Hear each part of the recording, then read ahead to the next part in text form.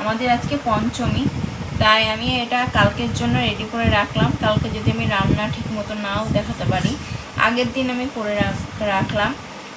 দেখো বন্ধুরা, এই যে আমি এটা নিয়েছি চিড়ে, আর এই যে এর সাথে নিয়েছি কলা, আর এই যে ছানা বড়া, এগুলো জিলাপি বলে ছান। আর এই যে নিজের হাতে হচ্ছে দই, মেয়েকে একটু খাইয়েছি। আর দইটা ফ্রিজে থাকলে অবশ্যই ভালো হতো। এই দেখো কি সুন্দর দই হয়েছে।